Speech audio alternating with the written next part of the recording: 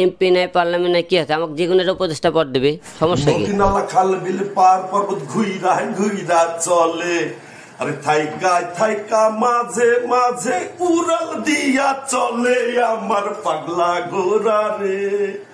কই মানুষ কই লইয়া যাও আমার পাগলা ঘোড়া রে, কই মানুষ কই লইয়া সমস্যা কি? যাও। সেই টাইমে নির্বাচন বৈধ হয়ে থাকে তা সবই বৈধ, যে অবৈধ হয়ে থাকে সবই, তাহলে সবই অবৈধ। বিএনপি লোকের কথাবার্তা চলাফেরা কিন্তু ব্যতিক্রম কিছু। কিন্তু আমি বলেছিলাম এই দেশের একদিনকে জন্য হলেও হিরো আলমকে এমপিত্ব দিতে হবে, কারণ আমি দেশের জনগণকে বুঝে দিতে চাই।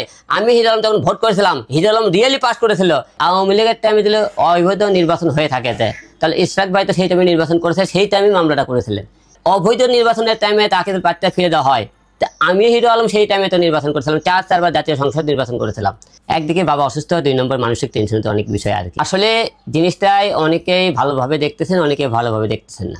তাকে প্রার্থীটা ফিরে দেওয়া হয়েছে। আমিও কিন্তু এই বিষয়ে কথাবার্তা বলেছি। আওয়ামী লীগের আমলে মেম্বার থেকে শুরু করে এমপি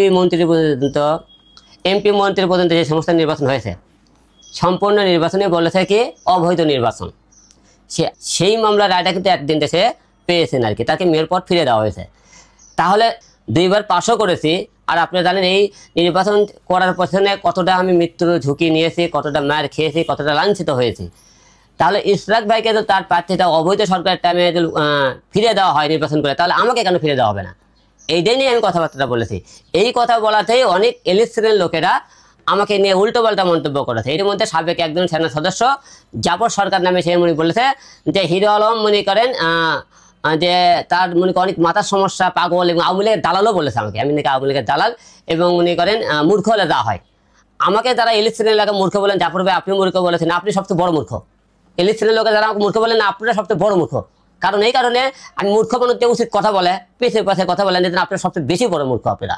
কারণ একটা কারণে আওয়ামী লীগের টাইমে তো নির্বাচন আপনারা অবৈধ ঘোষণা করেন, আপনারা সেই নির্বাচন বৈধতা ঘোষণা নিয়েছেন, তার শিক্ষিত আমি না আপনারা শিক্ষিত? এই কথা উত্তর দেবেন আপনারা।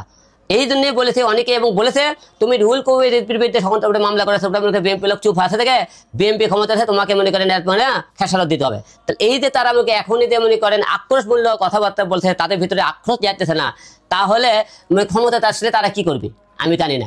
আমার প্রশ্ন একটাই, আমি এই জন্য দাবি করেছি যে ইশরাক ভাইকে মনে করেন নির্বাচন করে তার ক্ষমতা ফিরে দেওয়া হয়, তাহলে আমাকে কেন দেওয়া হবে না? এটা প্রমাণ চাই আমি। আচ্ছা, আপনি যে রুহুল কবির রিজভির বিরুদ্ধে মামলা করেছিলেন, এখন তো মোটামুটি দেশের একটি পট পরিবর্তন হয়েছে, এখন কি মামলা করার প্রেক্ষাপটে আপনি কোনো হুমকি পাচ্ছেন?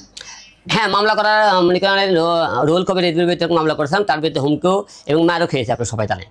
5 আগস্ট পরবর্তী সময় এখন হুমকি পাচ্ছেন কিনা? 5 আগস্টের পরেই তো মার খেয়েছি আমরা। রুহুল কবির রিজভির বিরুদ্ধে মামলা হয় 5 আগস্টের পরে, কিন্তু বগুড়াতে কিন্তু বিএনপি লোকেরা আমাকে মারধর করেছিল, আপনারা জানেন। কিলে শুলে তো রুহুল কবির বিরুদ্ধে মামলা করেছে, রুহুল কবির রিজভির বিরুদ্ধে মামলা করেছিস, এবং তুই হলে যে কি করছে তারেকদের বিরুদ্ধে কথাবার্তা বলেছে, খালেদাদের বিরুদ্ধে কথাবার্তা বলে এই সমস্ত মারধর করলো। এবং গতকাল মনে করেন আবার একজন সাবেক সেনা সদস্য সে বলতেছে তুই মামলাকে তুমি বিএনপি থেকে পাশে থাকে, এবং অনেকেই আমাকে বলতেছে তুই হলে ইশরাকের সাথে তোর তুলনা করিস। কে রে, এই জায়গায় তুলনা অতুলনা নাকি? আওয়ামী লীগের সেই টাইমে একটা রিস্কাওয়ালা তো ভোট করে থাকে, তারও সমান অধিকার ছিল।